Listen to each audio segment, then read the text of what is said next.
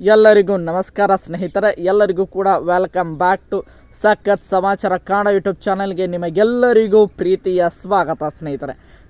Big boss Kannada season 11ರ ಇವತ್ತಿನ ಒಂದು ದಿನದಲ್ಲಿ ತುಂಬಾ ಇಂಟ್ರೆಸ್ಟಿಂಗ್ ಆಗಿರುವಂತಹ ವಿನ್ನರ್ ಸರ್ವೆಯನ್ನು ನಾನು ಈ ವಿಡಿಯೋದಲ್ಲಿ ನಿಮಗೆ ತಿಳಿಸ್ಕೊಡ್ತಾ ಹೋಗ್ತೇನೆ ಸ್ನೇಹಿತರೆ. ಇವತ್ತು ಸೋಮವಾರ ಸ್ನೇಹಿತರೆ, ಇನ್ನೇನು ಕೇವಲ 7 ದಿನದಲ್ಲಿ ಬಿಗ್ ಬಾಸ್ ಕನ್ನಡ ಸೀಸನ್ 11ರ ವಿನ್ನರ್ ಯಾರು ಅಂತ ಗೊತ್ತಾಗ್ತದೆ ಸ್ನೇಹಿತರೆ. ಈಗ ಬಿಗ್ ಬಾಸ್ನ ಹಲವಾರು ಸರ್ವೆಗಳು ಕೂಡ ಬರ್ತಾ ಇವೆ.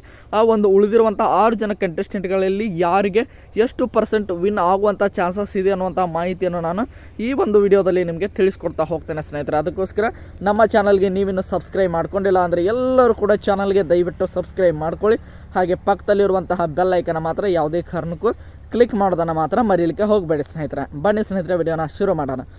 ಮೊದಲನೇದಾಗಿ 6ನೇ ಸ್ಥಾನ ಸ್ನೇಹಿತರೆ. 6ನೇ ಸ್ಥಾನದಲ್ಲಿರುವಂಥ ಸ್ಪರ್ಧಿ ಅದು ಬೇರೆ ಯಾರು ಇಲ್ಲ ಸ್ನೇಹಿತರೆ, ರಜತ್ ಕಿಶನ್ ಅಂತ ಹೇಳ್ಬೋದು. ರಜತ್ ಕಿಶನ್ ಅವರು Bigg boss Kannada season 11 win ಆಗುವಂಥ ಸಾಧ್ಯತೆ 30% ಮಾತ್ರ ಇದೆ ಅಂತ ಹೇಳ್ಬೋದು ಸ್ನೇಹಿತರೆ. ಅಂದರೆ ಇವರು ವಿನ್ ಆಗುವಂಥ ಸಾಧ್ಯತೆ ತುಂಬಾ ಕಡಿಮೆ ಇದೆ ಅಂತ ಹೇಳ್ಬೋದು ಸ್ನೇಹಿತರೆ. ಇನ್ನು 5ನೇ ಸ್ಥಾನದಲ್ಲಿರುವಂಥ ಸ್ಪರ್ಧಿ ಯಾರಪ್ಪ ಅಂದರೆ ಅದು ಬೇರೆ ಯಾರು ಅಲ್ಲ ಸ್ನೇಹಿತರೆ, ಅದು ನಿಮ್ಮೆಲ್ಲರ ಭವ್ಯ ಗೌಡ ಅಂತ ಹೇಳ್ಬೋದು. ಭವ್ಯ ಗೌಡ ಅವರು Bigg boss Kannada season 11 win ಆಗುವಂಥ ಸಾಧ್ಯತೆ 45% ಇದೆ ಅನ್ನುವಂತಹ ಮಾಹಿತಿ ಬರ್ತಾ ಇದೆ ಸ್ನೇಹಿತರೆ. ಇವರು ಟಾಪ್ 5 ಇದ್ದಾರೆ ಸ್ನೇಹಿತರೆ ವಿನ್ ಆಗುವಂಥ ಸಾಧ್ಯತೆಯಲ್ಲಿ. ಇನ್ನು ಟಾಪ್ 4ನ ವಿಚಾರಕ್ಕೆ ಬರೋದಾದರೆ ಸ್ನೇಹಿತರೆ, ಟಾಪ್ 4ಅಲ್ಲಿ ಇರುವಂಥ ಸ್ಪರ್ಧಿ ಅದು ಬೇರೆ ಯಾರು ಅಲ್ಲ ಸ್ನೇಹಿತರೆ, ಉಗ್ರಂ ಮಂಜು ಅಂತ ಹೇಳ್ಬೋದು. ಉಗ್ರಂ ಮಂಜು ಅವರು Bigg boss Kannada season 11 win ಆಗುವಂಥ ಸಾಧ್ಯತೆ 52% ಇದೆ ಅನ್ನುವಂತಹ ಮಾಹಿತಿ ಬರ್ತಾ ಇದೆ ಸ್ನೇಹಿತರೆ. ಇದನ್ನು ನಾನು ಹಲವಾರು ಸರ್ವೆಗಳಲ್ಲಿ ಕೂಡ ಹೇಳಿದ್ದೇನೆ ಸ್ನೇಹಿತರೆ. ಅವರು ಟಾಪ್ 4ಅಲ್ಲಿ ಖಂಡಿತವಾಗಿ ಇದ್ದೇ ಇರ್ತಾರೆ ಅನ್ನುವಂಥ ಮಾಹಿತಿಗಳು ಬರ್ತಾ ಇವೆ.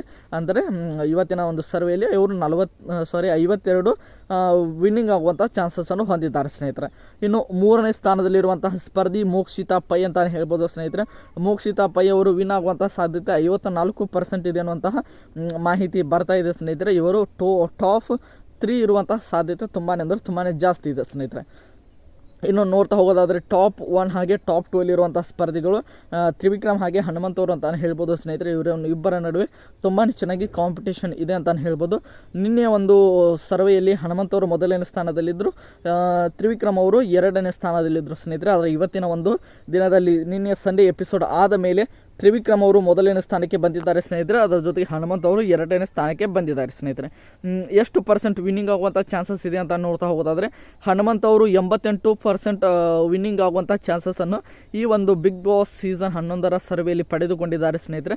ಅದರ ಜೊತೆಗೆ ತ್ರಿವಿಕ್ರಮ್ ಅವರು ವಿನ್ ಆಗುವಂತಹ ಚಾನ್ಸಸ್ ಇರುವುದು 90% ಅನ್ನುವಂತಹ ಮಾಹಿತಿಗಳು ಬರ್ತಾವೆ ಸ್ನೇಹಿತರೆ. ಇವರಿಬ್ಬರ ನಡುವೆ ತುಂಬಾ ಚೆನ್ನಾಗಿ ಕಾಂಪಿಟೇಷನ್ ಹೋಗ್ತಾ ಇದೆ. ನೋಡೋಣ ಯಾರು ಬಿಗ್ ಬಾಸನ್ನು ಟೈಟಲನ್ನು ಗೆಲ್ತಾರೆ ಅಂತ ನಾವೆಲ್ಲರೂ ಕೂಡ ಕುತೂಹಲದಿಂದ ಕಾಯ್ತಾ ಇದ್ದೇವೆ ಸ್ನೇಹಿತರೆ. ನಿಮ್ಮ ಪ್ರಕಾರ ಹನುಮಂತು ಹಾಗೆ ಉಳಿದಿರುವಂಥ 6 ಜನರ ಪೈಕಿ ಯಾರು ಬಿಗ್ ಬಾಸ್ ಕನ್ನಡ ಸೀಸನ್ 11 ಗೆಲ್ಲಬೇಕು ಎಂಬುದನ್ನು ಕಮೆಂಟ್ ಬಾಕ್ಸಲ್ಲಿ ಕಮೆಂಟ್ ಮಾಡಿ ಸ್ನೇಹಿತರೆ. ಮತ್ತೆ ಮುಂದಿನ ವಿಡಿಯೋದೊಂದಿಗೆ ನಿಮ್ಮ ಜೊತೆಗೆ ಸಿಗ್ತೇನೆ ಅಂತ ಹೇಳ್ತಾ ಎಲ್ಲರಿಗೂ ಕೂಡ ಧನ್ಯವಾದಗಳು. ಹೀಗೆ ಸಪೋರ್ಟ್ ಮಾಡ್ತಾ